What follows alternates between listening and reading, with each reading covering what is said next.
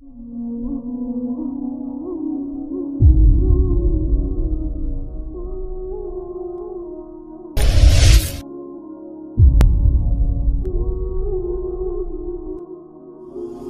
نبی نے فرمایا کہ جب لوگ جنت میں جا رہے ہوں گے، اویس بھی جا رہا ہوگا، دروازے کے قریب اللہ فرمائیں گے باقی سب کو جانے دو، اویس کو روک لو۔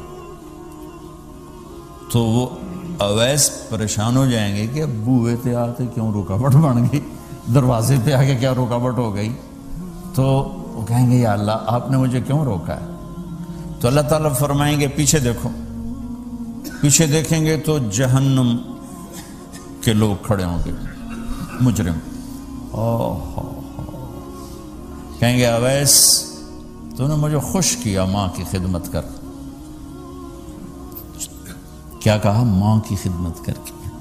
جو بیچاری مائیں ذلیل ہو رہی ہیں، یہاں زیادہ ہوتی ہیں، پاکستان میں کم ہوتی، پر ہوتی وہاں بھی ہیں۔ اسی سفر میں کتنی ماؤں کے اتنے پرچے آئے کہ میرا بیٹا شراب پیتا اور پھر مجھے گالیاں نکالتا۔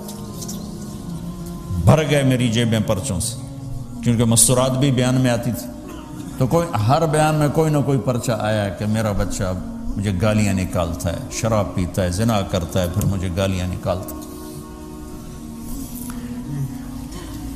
تو یہاں زیادہ ذلیل ہیں، ہمارے ہاں بھی کوئی کم ذلیل نہیں ہے۔ کوئی قسمت والی ماں ہے جس کو فرما بردار اولاد ملتی ہے، تو اللہ فرمائیں گے اویس تو نے مجھے بہت خوش کیا ماں کی خدمت۔ دیکھیے جہنم کے لوگ کھڑے ہیں، تو انگلی کا اشارہ کرتا جا، اللہ جدھر جدھر تیری انگلی کا اشارہ ہوگا ادھر ادھر لوگوں کو جہنم سے نکال کے جنت میں ڈال دوں۔ آج میں تیری طفیل لاکھوں آدمیوں کو جنت میں پہنچاؤں گا۔ عدد ربیہ و مدر، لاکھوں کا لفظ نہیں آتا، ربیہ و مدر عرب کے دو قبیلے اپنی تعداد میں سب سے زیادہ تھے۔ تو اللہ تعالیٰ کہیں گے اویس آج تیری طفیل جتنا ربیہ اور مدر دو بڑے قبیلوں کے لوگ ہیں، اتنے مجرم آج تیری طفیل جنت میں ڈال دوں۔ سبحان اللہ اکبر۔ جب میرے رب نے مقام بخشا کہ عمر اور علی سے کہا جا رہا ہے دعا کروانا، اور جنت کے دروازے پر کھڑا کر کے فرمایا جا رہا ہے پیچھے نظر دوڑا، دیکھ جتنے جہنم کے لوگ کھڑے ہیں، اشارہ کر تیرے طفیل آج ربیہ اور مضر کی تعداد کے برابر لوگوں کو جنت میں ڈالوں۔ ایک اور واقعہ بھی سناتا ہوں۔ آپ نے فرمایا میں آج رات جنت میں گیا۔ ایک تو معراج ہے جو جاگتے ہوئے، خواب میں تو بہت دفعہ ہوا، آج رات میں جنت میں گیا۔ میں نے آواز سنی قرآن کی تلاوت۔ میں نے پوچھا یہ کون تلاوت کر رہا ہے؟ ان کا جی یہ حارثہ بن نعمان ہے۔ تو آپ نے کہا حارثہ بن نعمان؟ وہ تو مدینے بیٹھا ہے۔ دیکھو آپ کو سنانے کے لیے مائک لگا ہوا ہے اوپر، تھوڑے سے لوگ آپ، اور حارثہ کی آواز جنت میں جا رہی ہے اور وہ مدینے بیٹھے ہوئے ہیں، 7 آسمان پار کر کے آواز جا رہی ہے۔ وہ کیسے پوری جنت میں اس کی آواز کیوں آ رہی ہے؟ کہ یا رسول اللہ انہوں نے ماں کی ایسی خدمت کی ہے کہ اللہ تعالیٰ نے خوش ہو کر کہا ہے حارثہ جب قرآن پڑھے ساری جنت کو سناؤ، ساری جنت کو سناؤ۔ اچھا کیسی خدمت کرتے تھے؟ ماں کی کیسی خدمت کرتے تھے؟ ان کے کپڑے بیوی سے نہیں دھلاتے تھے، خود دھوتے تھے۔ ہم لوگ اپنی بیویوں پہ ڈنڈا چڑھا کے کھڑے تھے، میری ماں دے کپڑے دو، میری ماں دی روٹی پکا، میری ماں نو چاہ بنا کے دے۔ آپ کی بیوی کے ذمے آپ کی ماں کی خدمت نہیں ہے، میرے ذمے میری ماں کی خدمت، میری بیوی کے ذمے میرے باپ کی خدمت نہیں ہے، میری ماں کی خدمت نہیں ہے، میری بہن بھائیوں کی خدمت نہیں ہے۔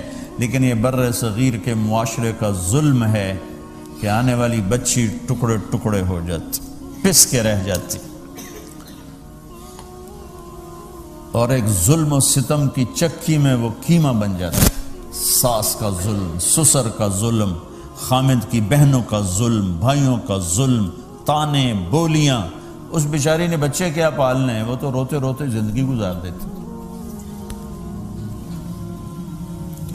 میرے ذمہ ہے ماں کی خدمت، میری بیوی کے ذمہ نہیں ہے۔ پوچھو مفتیوں سے، ماں کے لیے کیا کرتے تھے؟ سالن خود بناتے تھے، آٹا گوندتے تھے، روٹی پکاتے تھے، پھر تھالی میں پلیٹ میں رکھ کر ماں کو سامنے بٹھا کر خود کھلاتے تھے، کھلاتے بھی خود، اور ماں کو تیل لگاتے، کنگھی کرتے، جوئیں نکالتے۔ اور کبھی اماں کوئی کام کہہ دیتی اور سمجھ میں نہیں آیا تو یہ نہیں کہتے تھے ماں جی کیا جے، اپنی بیوی کو باہر بلا کر کہتے ماں جی نے کیا کہا ہے مجھے سمجھ میں نہیں آیا۔ ایک دفعہ موسیٰ علیہ السلام نے پوچھا یا اللہ میرا جنت کا ساتھی کون ہے؟ تو موسیٰ علیہ السلام نے فرمایا فلاں قصائی تیرا جنت کا ساتھی۔ تو موسیٰ علیہ السلام تھوڑا سوچ میں پڑ گئے کہ قصائی تے موسیٰ دا جوڑ کے میں بہ گئے، فلاں مجاہد، فلاں عالم، فلاں ولی اللہ، وہ تیرا جنت کا ساتھی، قصائی تیرا ساتھی۔ تو موسیٰ علیہ السلام نے پتہ پوچھا اور پہنچ گئے۔ تو وہ گوشت کی دکانوں میں ایک دکان اس کے بھی تھے، وہ بٹھا چوکڑی مار کے تھے اپنا بیچی جاندہ تھے، ٹکی جاندہ ہے۔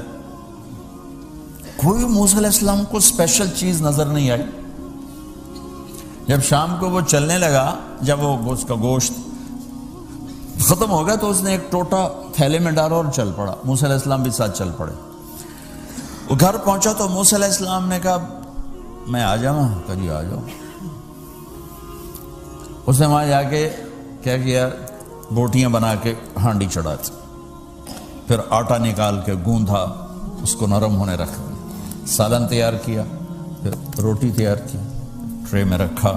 ایک عورت اس طرح پڑی تھی، اس کو جا کے ہلایا، ماں جی، آنکھ کھولی، ایک ہاتھ سے اٹھایا، سہارا دیا، دوسرے ہاتھ سے نوالے بنا بنا کے کھلاتا رہا، کھلاتا رہا، کھلاتا رہا۔ تو اس نے یوں سر ہلایا کہ مطلب میری بس۔ تو اس کا منہ صاف کیا اور اس کو سہارا دے کے لٹانے لگا تو کچھ بڑبڑائی۔ موسیٰ علیہ السلام ذرا فاصلے پر تھے، سن نہیں سکے کیا کہا۔ موسیٰ علیہ السلام نے فرمایا میرے بھائی یہ کون ہے؟ کہا جی میری ماں ہے، اور میں جب صبح جاتا ہوں نا کام پر تو اس کے سارے خدمت کر کے روٹی پانی کھلا پلا پھر میں جاتا ہوں، پھر جب شام کو واپس آتا ہوں تو پہلے میں اس کی یہ خدمت کرتا ہوں۔ بیوی سے نہیں کہا، خود کیا۔ ہم اپنی بیویوں کو کتنا ذلیل کرتے ہیں، اور 99% جو ساس ہے وہ نیگیٹو ہے اور ظالم ہے۔ 99% ساس نیگیٹو ہے اور ظالم ہے، اور ہمارے بچوں کو ہوش نہیں کہ میری ماں ہے، میری ماں ہے۔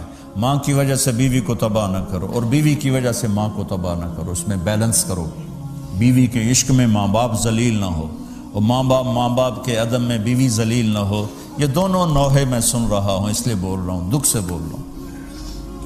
کہا جی میں شام کو پھر اس کی خدمت کرتا ہوں، اب بچوں کو بعد میں دیکھتا ہوں۔ کہا اچھا یہ بتا یہ کیا کہہ رہی تھی؟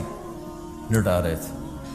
کہنے لگا جی بس ماں جو ہوئی جب بھی خدمت کرتا ہوں تو کہتی اللہ تجھے جنت میں موسیٰ کا ساتھی بنائے۔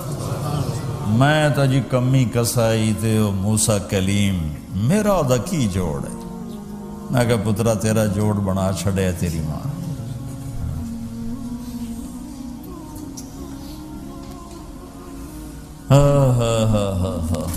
ماں باپ زندہ ہیں دعا لو، فوت ہو گئے ان کی قبروں پہ جایا کرو، وہاں بیٹھ کے قرآن پڑھا کرو۔ جو بچہ پڑھے گا وہ اتنا طاقتور ہو کے ماں باپ کو لگے گا، اگر وہ فوت ہو چکے ہیں۔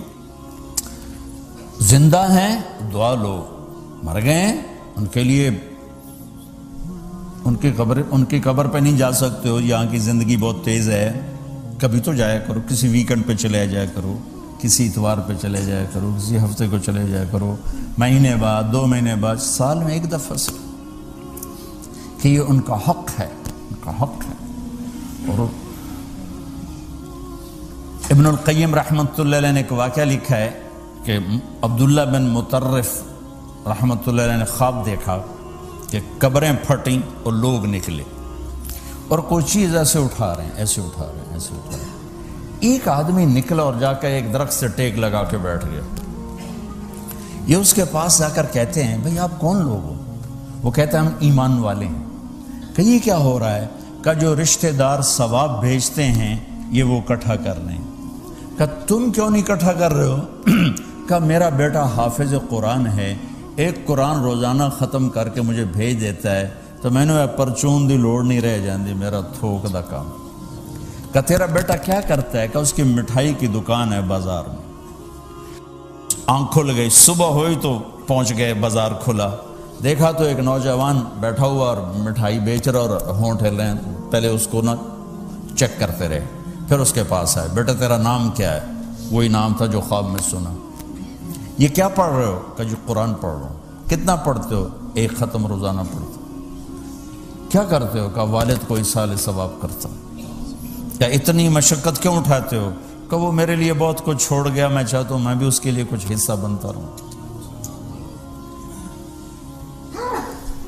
تو یہ والدین کے حقوق میں سے ہے کہ اگر وہ چلے گئے ہیں ان کے لیے ایصال ثواب کرو۔